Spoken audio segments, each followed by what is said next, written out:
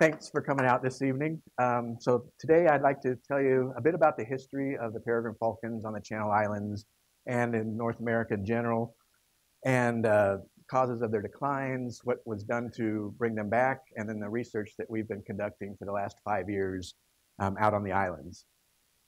So the peregrine falcon, just to get you familiar with it, is about a crow-sized raptor. They have sort of a uniform belly and under the wings with the black stripes and white belly. They have the mustache, which they're known for.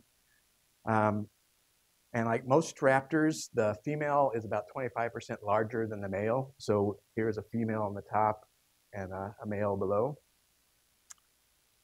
They're also known for being the fastest animal on the planet. So they hunt generally by soaring up high, seeing some prey. They start to dive, they start to flap their wings to get some speed, and then they fold in their wings and just become a missile they've been clocked at up to 220 miles an hour in the dive. So you don't want to see one of these coming at you. They're really hard to watch in the field. You know, you're watching them through your binoculars, all of a sudden they just go, and you can't keep up with them, and all of a sudden you just see a poof of feathers. So they feed almost entirely on birds, usually small to medium-sized birds. So right before they hit their prey, they'll either come out of the stoop, which is what the dive is called, and either grab them or sort of punch them and knock them out. So there are currently 19 identified subspecies of peregrines around the world. They occur on every continent except Antarctica. Here in North America, we have 3 subspecies. Up in northern Canada, Alaska, and Greenland, we have the Arctic peregrine falcon. Along the coast from Washington up through Alaska, we have the Peale's peregrine falcon. And then the rest of the continent is the American peregrine falcon. And that's what we'll be dealing with mostly tonight. There is a grade between the American and Arctic subspecies where they sort of interbreed. So it's sort of a mixture of the 2 subspecies. Peregrine means wanderer in Latin, and the peregrines are known for their extensive migrations. Arctic peregrine falcons will migrate 8,500 miles from the Arctic down into South America and then return for the breeding season. So they'll travel over 15,000 miles in a year. Now, peregrines were relatively common across the continent up into the late 1940s, and then they started disappearing. By the 1970s, they disappeared from the east and the Midwest and were essentially gone east of the Rockies. So there had previously been at least 500 pairs breeding. In the West, we had historically at least 1,000 pairs breeding. These declined by 80 to 90% during that same period. So from the late 40s through the early 70s. There was also decreases in the Arctic peregrine falcons, and both the Arctic and American subspecies were listed as endangered in 1970. The Peale's peregrine falcon, they generally don't migrate, and their populations didn't decline, so they probably weren't encountering whatever caused the decline, which turned out to most likely be DDT. So I'll be talking about our work here on the Channel Islands. As most of you know, there are 8 islands located off the coast here. The 4 northern Channel Islands, and then the 4 southern Channel Islands off LA County. Peregrines were historically on all the islands. There was at least 15 breeding pairs known in any particular year. As you'll see, they're sort of hard to find on a cliff environment, so it was likely quite a few more, estimates of up to 30 pairs or so. So these all disappeared by the mid-1950s, and it was blamed on DDT pollution. So DDT was an insecticide developed during World War II, used extensively in the Pacific to control mosquitoes. And then after the war, it was brought back to the US and around the world and used extensively for controlling insects. And during this same period is when the peregrine falcons began to decline. It affected other species as well. So although it was touted as being the best thing since sliced bread, it really was not good for peregrines, bald eagles, pelicans, many birds high on the food chain. DDE or DDT breaks down into DDE in the environment, which is a very stable chemical, and it impacts how the birds lay down the eggshell. So basically the chicks would die or the eggs would break before they could hatch. It was discovered that Montrose Chemical Corporation, located in Torrance, California, which was a major manufacturer of DDT, had been discharging DDT-laden sediment through the sewer system off the Palos Verdes Peninsula from 1947 through 71. It's estimated that over 1,800 metric tons of DDT were dumped into the ocean, and at least 500 tons were taken out and dumped at deep water sites. So this was most likely the source of the contamination in Southern California. And when the declines began in the peregrines, it started in Southern California and then worked its way north. So the Southern California birds disappeared first. There was a near total ban on DDT in 1972. And after that, other species which had been impacted, such as the brown pelicans, began successfully breeding. And that opened the door for restoring peregrine falcons.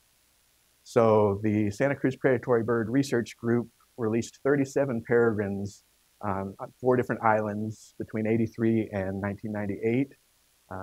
17 were released on Catalina, and 12 on Miguel, and then 4 on each of Santa Rosa and Santa Cruz Island.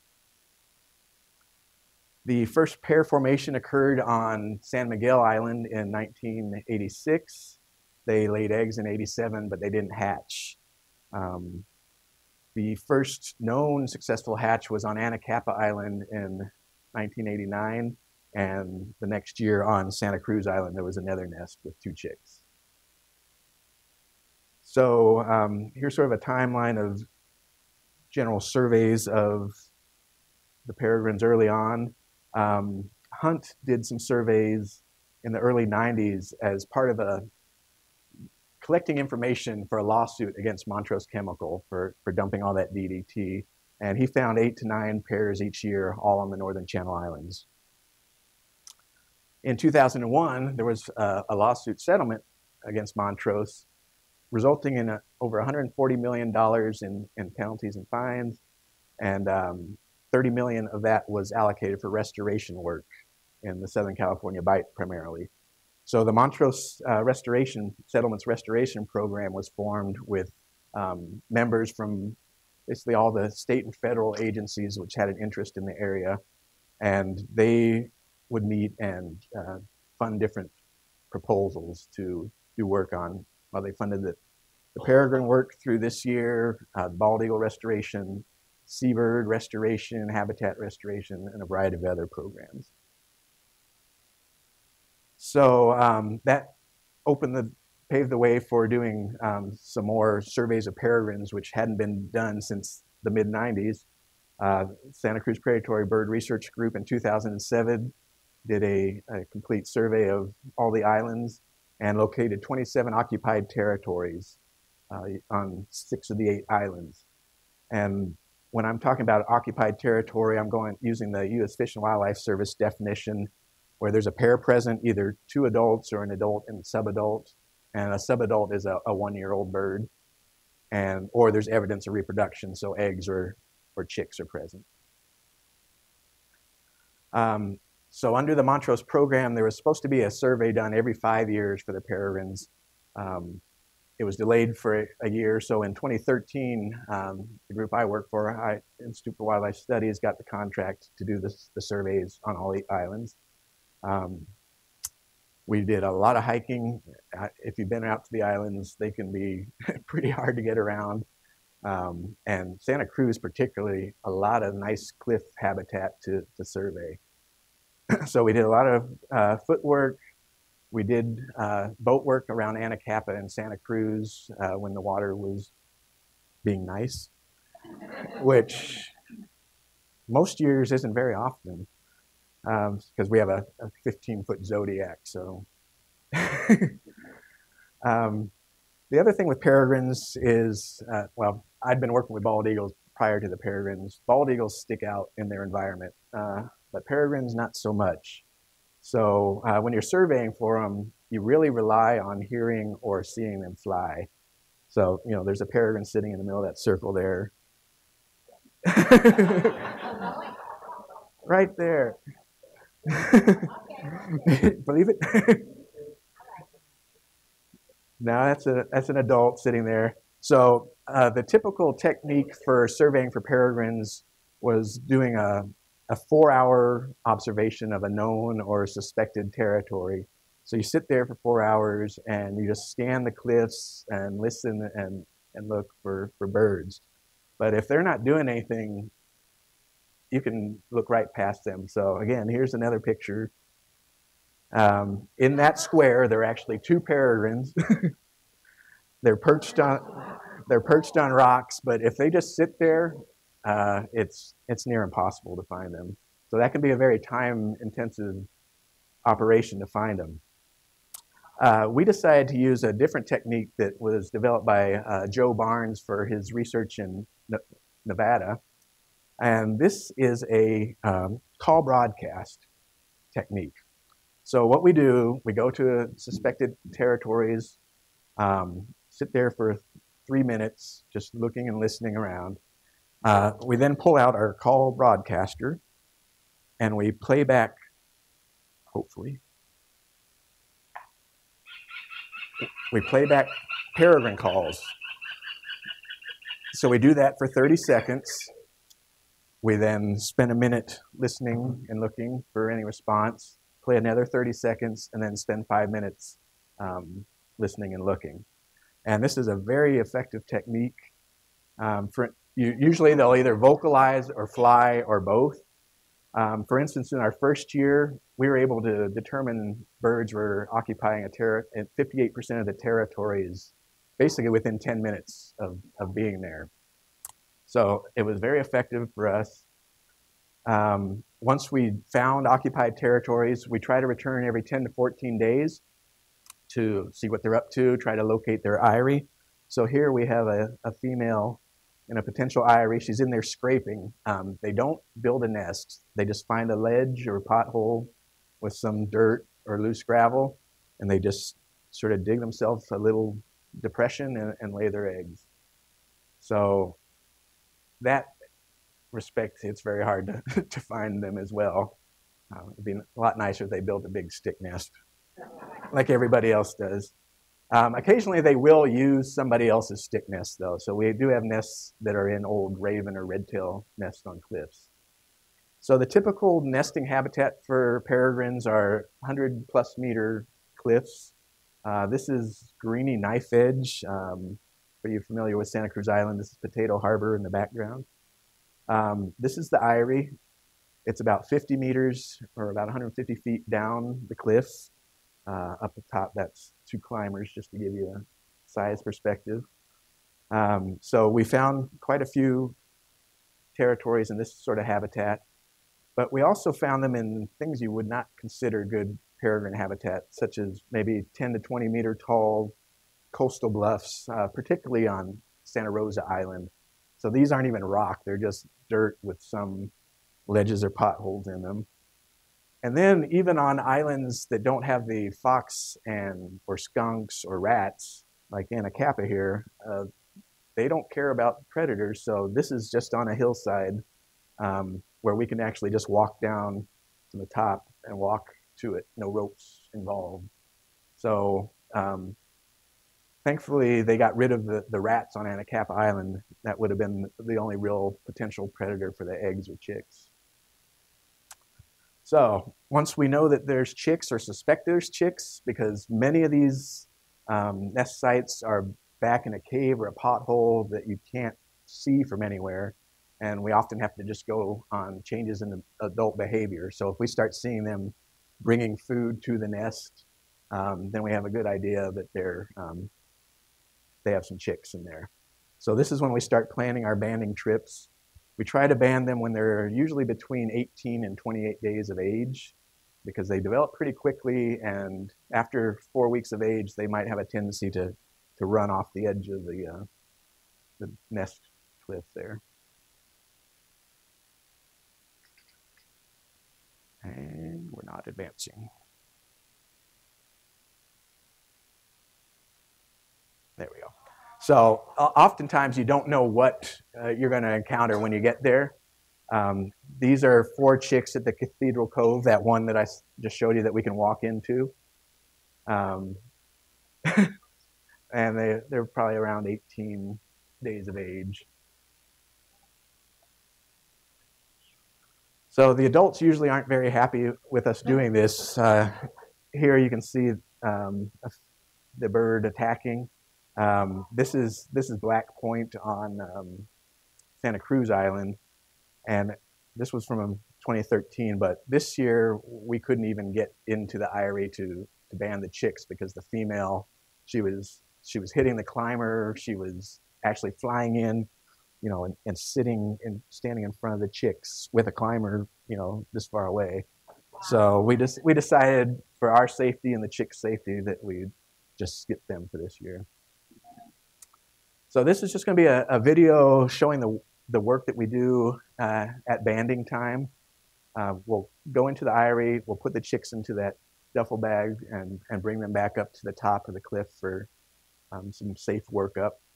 As I mentioned, males are smaller than females, so you can actually sex them by looking at what band size would fit their leg. So that black thing is a band gauge, and you just see which one fits their leg.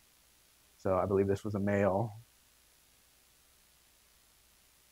And now that's the other reason we go in at that age is they've pretty much grown their leg size at that point. So the peregrines are so strong that the leg bands have a butt edge that you have to fold over to lock it on, so that they can't take their band off.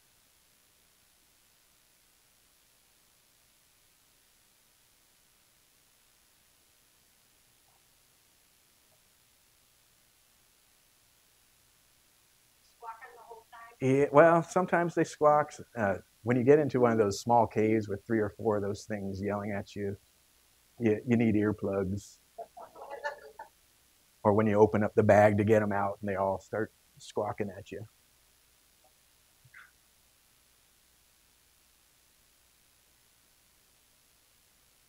And once you get them in hand, they are pretty calm. There's not much else they can do. At that age, they really don't know how to use their tools too much, but they will. Some of the older ones will flop on their back and just put their feet up and start going at you. So the silver band that we put on one leg has a unique number from the Federal Bird Banding Lab. We also put a black band with a silver number letter code on it, which can potentially be identified from photos or through a spotting scope or through video. So that allows others to identify the birds from a distance if they are seen. And then we also take 0.5 cc of blood, so that right now it's just being banked, but we can do genetics work with it, contaminants work, and if necessary, if the sex of the bird is questionable, then we can do some DNA just to confirm our guess.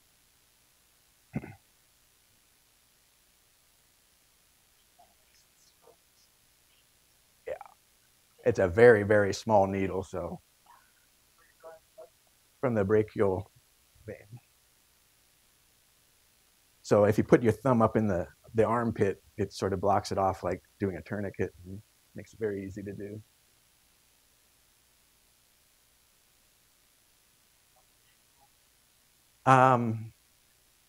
You would never be able to identify them from a distance with the silver band. Yeah, so we get all of our, unless they're dead, all of our resightings are from the black band with the code on them. It's a permanent identification for the Bird Banding Lab. So it's a unique number that would never be repeated on any other bird. The black bands could have a repeat of code from different regions. They try to avoid that, but it's possible. And then it's time to return the birds and do a little bit of work in the nest.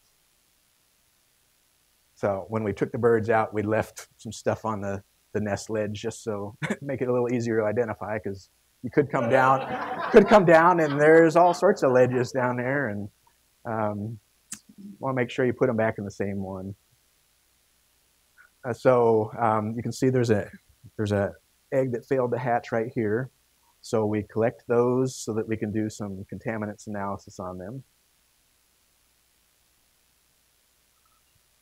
So it goes into a clean jar and is wrapped in a chemically cleaned aluminum foil.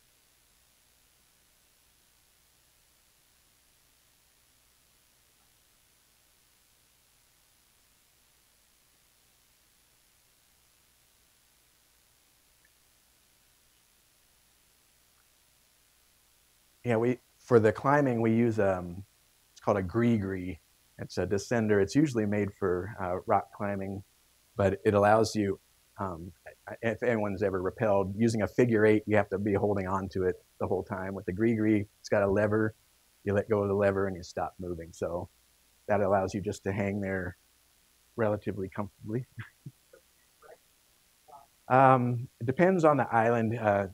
It's often stakes. If it's a sandy environment, we'll anchor with 3 or 4 stakes, basically stacked in a line. If it's rock, we can have an anchoring system for drilling into the rock and putting some removable anchors. Okay, yeah. He was asking what we use for anchors. And then we collected prey remains so that we can have these analyzed by the Western Foundation of Vertebrate Zoology to identify what the birds are bringing in. And then we also collect any eggshell that we can find. So sometimes you'll get a large fragment like that, but we also have a sieve that we can sort of go through the nesting substrate and find smaller pieces of eggshell.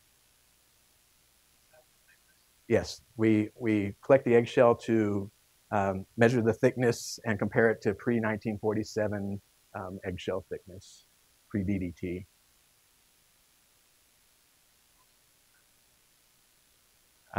They were. You'll see, I'll present some of that data soon. And then it's time just to return the chicks. So they've been nestled in the bag during that portion, clipped to my rope so they can't go anywhere.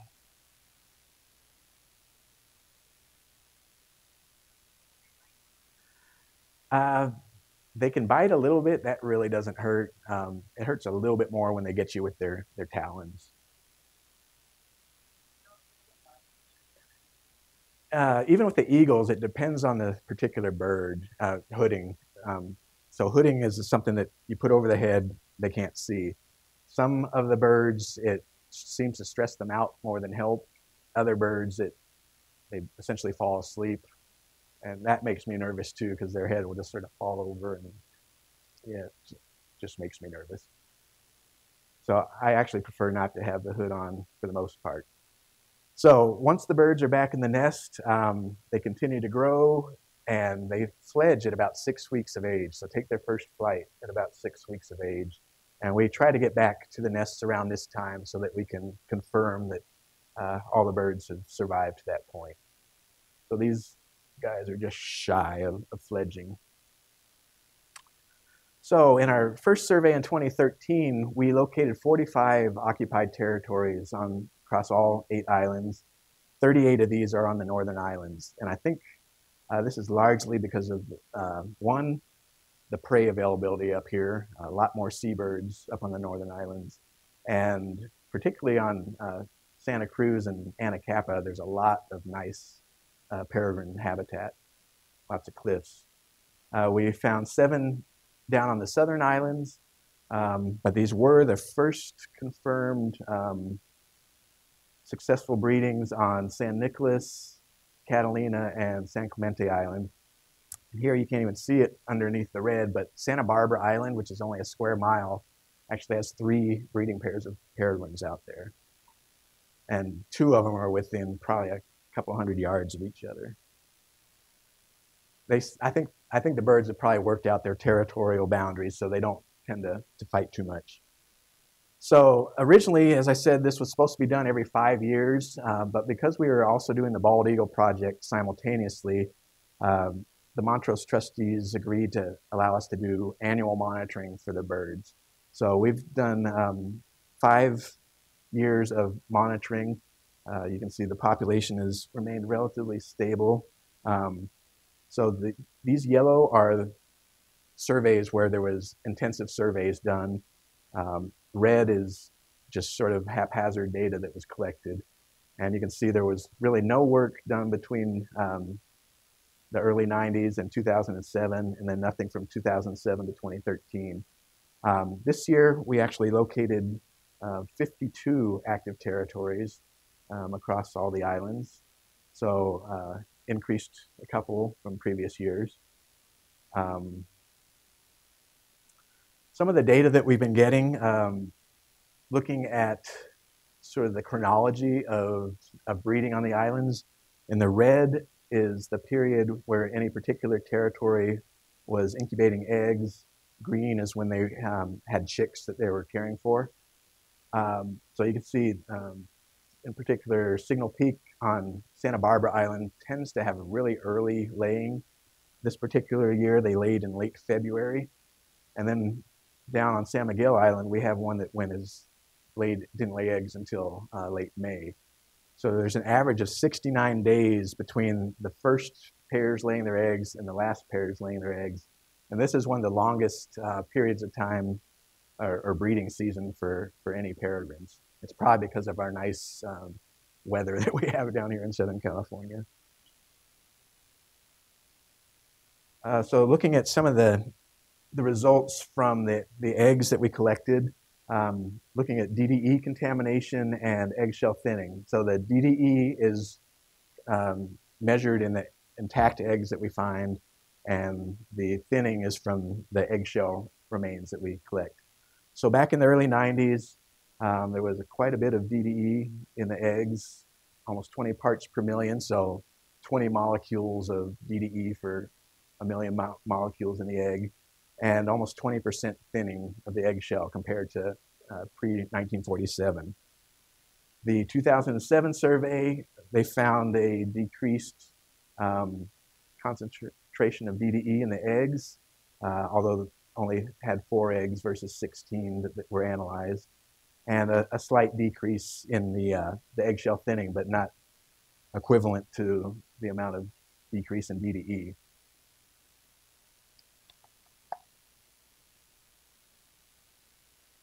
Not advancing again. I don't know if it locks up or what. I'm scared to hit any of the buttons. There we go. So in our first year, we found that DDE had decreased a little bit more, but we only had 2 eggs to analyze, and there was a further decrease in the eggshell thinning. 2014, there was a further decrease in the DDE. Eggshell thinning went up just a little bit. 2015, we didn't have any eggs to analyze for contaminants, but the thinning had decreased even further. And then last year, the DDE was pretty low. Again, only 2 eggs that we analyzed, but the eggshell thinning had nearly doubled compared to 2015. And it goes from actually a negative value means it's thicker than pre-DDT. So it was almost 10% thicker and then 36% thinner. And then this year, we actually just got this DDE information yesterday, I think. So we haven't had the 2017 done yet.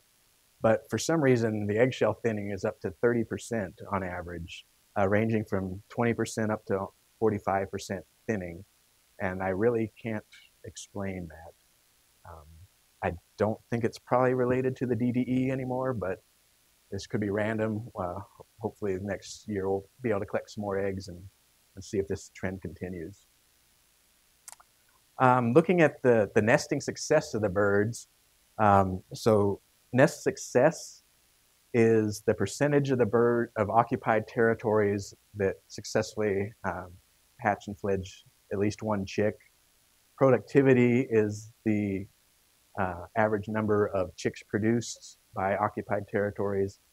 And number of fledglings, this is actually just the minimum number of fledglings that we were able to confirm across the islands. So in 2007, nesting success was almost 67% with 1.5 chicks produced per nest. And they identified 35 fledglings. 2013, nesting success had dropped a little bit, as did the number of chicks produced per nest. But the total number of fledglings that we identified increased, and that's just because we had quite a few more identified territories. 2014, nest success was quite high, as was the productivity and the number of fledglings. 2015 was even higher for the nesting success. 2016, we dropped down a bit, both in nest success and productivity. And this year we had the highest nest success yet and pretty good productivity. So across all of the 6 surveys that were done under the Montrose program, we had about 68% of the occupied territories produce a chick successfully. And these numbers are about what we see on the mainland of the Pacific coast. Looking at the prey remains that we collected, they identified 74 different bird species in the prey. This does not include this year's prey remains. The 5 most common ones, making up between 5 and 8% of the prey, are the red-necked phalarope, the house finch, maybe because they're bright and easy to find, the California gull, which is getting to be a pretty large bird for the peregrines to take, Cassin's auklets, and the pigeon guillemot. So again, these make up, each species makes up 5 to 8% of what was found in the prey remains. And I believe that there was a total of about 640 different individuals identified. So this is a young peregrine. You can see we've headbanded it. So the silver band, where you can't read any of the numbers unless you actually have them in hand. And then the black and silver band with, so it's 70 over AC. So somebody had taken a picture of this bird. I believe this was up near San Luis Obispo, and reported it to the bird banding lab, and then we got the information. So you can see the young birds, the adults have a clean white breast, but the young birds have vertical stripes and they're more brown. The adults have horizontal stripes. So this is another bird. This one likes the Sepulveda Dam recreation area down near LA. It's been spotted there multiple times at the dam. So we're starting to get information on the movement of the birds. The yellow lines just show where they were banded and where they were reported from. So you see some movement between islands. The red dots are actually birds that are breeding on the mainland that were banded, or breeding that were banded on the island. So one moved from Carrington Point on Santa Rosa Island up near Vandenberg. One moved from San Nicolas Island to San Clemente Island, and we located it this year with 2 chicks in the nest. We get movement down to San Diego, up towards San Luis Obispo. This red arrow is actually a bird that was banded by Jeep Pagel down in the San Diego area, and I saw near 2 harbors on Catalina Island a couple times this year. So we're starting to get movement information both on and off the islands. So conclusions are, one, the current population seems to exceed the predicted historic levels. So historically, they estimated maybe there were 30 pairs breeding on the islands. We're up to 52 this year. Productivity and nest success appear sufficient to maintain the population as long as there's good survival. And we don't really have that information yet. We need to get more banded birds on the island. We know there's turnover of individuals and pairs, but without knowing identities, we really can't say much about it. And we know there's sufficient habitat out there to support additional territories, particularly on Santa Cruz Island, and probably San Clemente is probably underrepresented. They have some pretty nice cliffs and areas down there. So questions for future research, if we're able to continue doing this, is just basic population parameters. We need to get more banded birds out there so that we can figure survival rates, immigration rates we're starting to get from the young banded birds that are showing up on the mainland or back on the islands. And whether DDE or some other factor is still negatively impacting their reproduction. That increasing eggshell thinness is a little concerning, and I'm not sure what else besides DDE could be causing that. Also this year, we set up a live camera on a peregrine eyrie on East Anacapa Island. They had used this nest at least since 2013. And of course, as soon as we put a camera on it, they moved to the back side of the island. But we've been seeing birds returning to the nest now, playing around, digging a little scrape right here particularly. So we've got high hopes that this nest will be active in 2018. And this is currently being streamed live through explore.org or our website, and probably the Park Service's website as well. So we're hoping that this is active in the coming season. If so, I think it would probably be the first completely natural peregrine cam online. Most of them are building ledges in cities or a box that has been bolted to a cliff somewhere. This would be the first completely natural peregrine eyrie.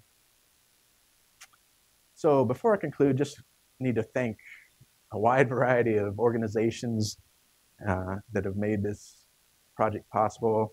As I said, the Montrose Settlements Restoration Program has funded the program since 2002.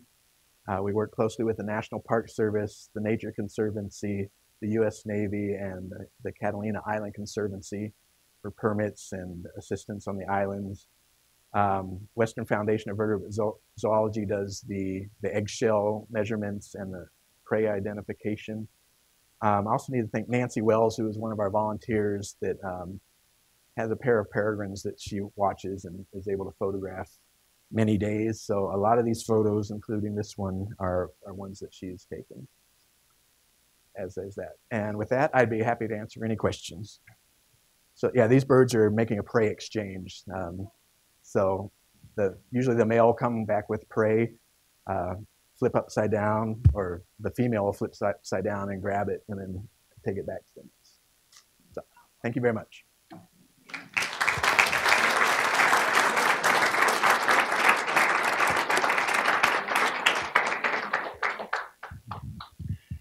Do you have any sense of how hard it is for the fledglings to learn to hunt? And what's the success rate to move beyond that? We unfortunately don't have a lot of time to watch them post-fledging, but they do chase the adults around. The adults will fly with food, and the young will chase them around, and the adults will land and drop it. So I think that helps the young figure out sort of hunting, but I think it's just a instinctual thing to begin hunting on their own.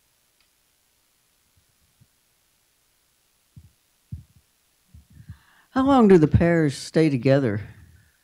Or do you know? They're supposedly together for life. So that's either until one of them dies. Sometimes they'll just have another adult will chase out one of the existing pair. So it can be from a couple years to a decade or more. I was interested about the eggshell. it's getting, according to your graft, it's getting, Thinner, yeah, right? getting less than, it's like pre-DDT days. Is that right? It's getting worse. Well, at least what was measured the last 2 years, It's they're worse. thinner than any of the other measurements that have been made. But they're still successful in the nest. I mean, Well, they're still, yeah. or no? We Or don't know. We don't know if those, when we collect the eggshell fragments, we don't know if those are eggs that hatched or eggs that Oh. broke in the nest. Perhaps like the first egg is the most contaminated, and then because they'll lay up to 4 eggs or so. So perhaps the first egg that they lay has the highest concentration of DDE, which could make them thinner, and then sort of get less contaminated as the clutch is laid. But I really have no explanation for why they seem to be getting thinner the last couple of years. You don't have any thoughts? So we don't have that pollutant anymore, the Well, DDT. DDE is still out there. It's out there. It's in the prey. We know it's in the eggs that have been collected. It doesn't seem to be at the concentrations that it once was. So I'm not at all sure that is what's causing these thinner eggshells. It could all be random too, with maybe we collected eggshells that had been in the nest for a couple of years and had degraded more. It's really hard to say.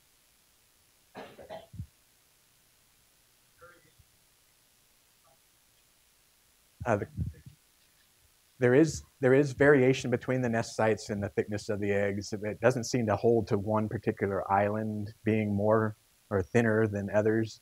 I think if it is a contaminants issue, then it's probably related. Each pair probably has their own preference for food. So for instance, if they're hitting gulls, those tend to be more contaminated than the smaller birds because the gulls feed higher up on the food chain in general. Yeah, Peter, how's the contamination relate to the bald eagle when you tested their eggs? Let's see. We had up to 32 parts per million in the bald eagle eggs back in the heyday in the late 80s. It had declined since then, so I think it's probably pretty similar. Unfortunately, we can't collect the bald eagle eggs anymore because it's all natural reproduction now. And we don't go to ban the eagle chicks till they're 8 weeks old. So by that time, usually any egg that's failed to hatch is broken and just got stomped into the nest. So we haven't been able to analyze any bald eagle eggs since, I think, 2007. So we really don't know what's going on with bald eagle eggs. But for the most part, they're successfully breeding now. So I don't think it's an issue.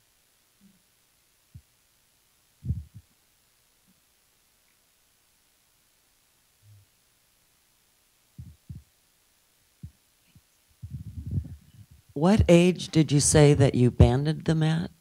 We banned the peregrines. We're shooting for 3 to 4 weeks of age. Okay. We'll sometimes go as low as 16 days, and we've gone 35 days. The thing is, just once they get past 4 weeks of age, they have a tendency to run and jump.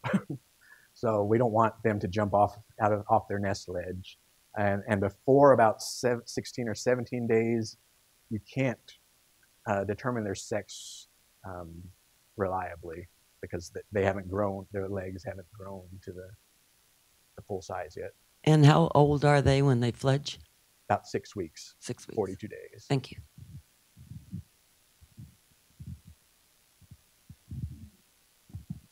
I'm not sure if this was asked already, but how far on average do the fledglings fledge?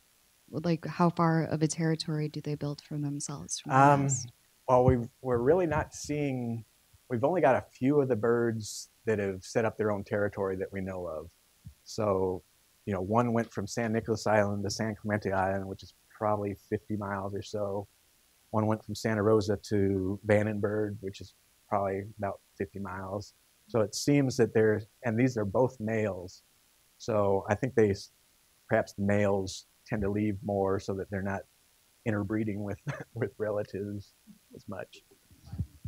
But we've only got 2 instances so far where birds that we've banded have turned up with territories elsewhere.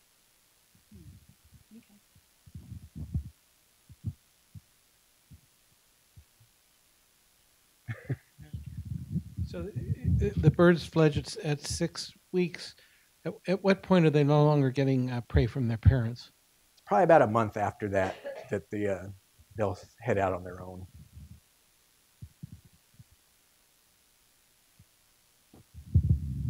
With regards to the bald eagles, I seem to recall hearing about winter storms in a particularly stormy year kicking up the sediment that has the DDE and redistributing it through the ocean. Is that not something that is happening, or does anybody know really? I don't think anybody really knows. It's pretty deep.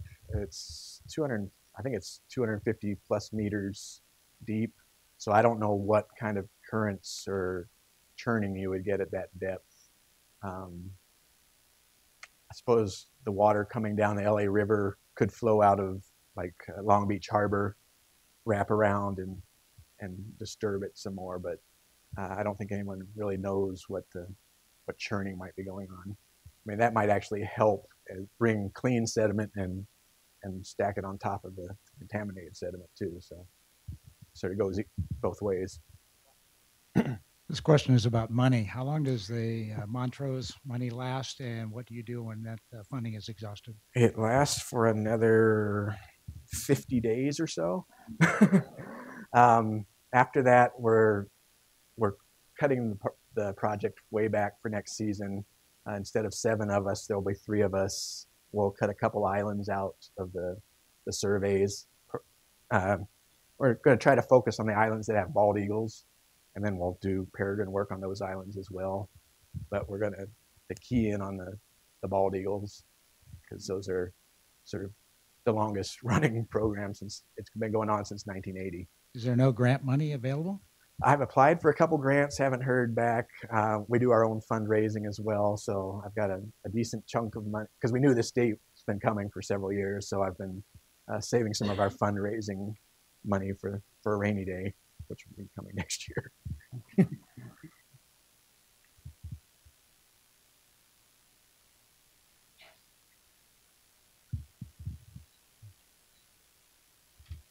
Are any of these birds satellite tagged?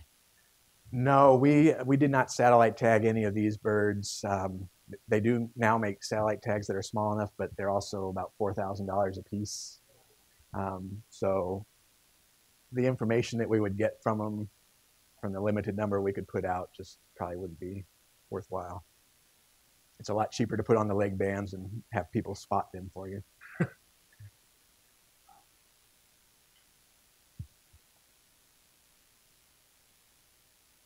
They do make a cheaper transmitter that works off cellular systems, but the islands have very poor coverage, so that wouldn't work so well. Have you used drones at all, or are they going to be prey for the falcons? They would probably be taken down pretty quickly by the falcons. The state doesn't even want us to do anything with drones around the eagles or the peregrines. I saw in Australia where $8,000 drone was taken down by an eagle. The eagles they have there are very drone averse.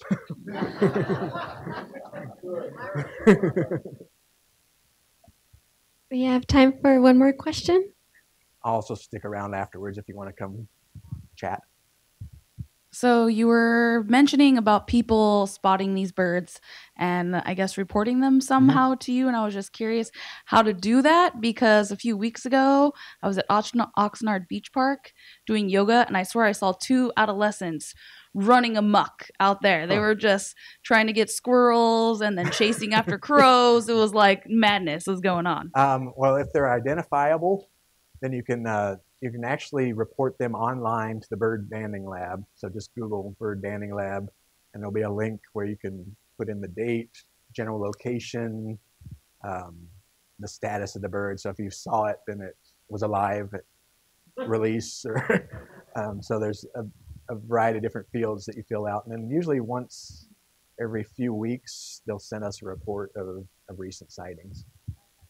And then you put in your email address, and if I want more information or see if you got photos, then I'll email. You mentioned that the grant money was no longer, that the Montrose money was no longer available, and Right. grant money is still up in the air. Right. Is there any way for regular average Joes to donate? You could definitely donate to the Institute for Wildlife Studies on our website. We have a link, so you can donate online, or there's an address if you want to send a check to me. Okay, so just go to the website? Yes. Okay. IWS.org. Okay, thank you. Thank you.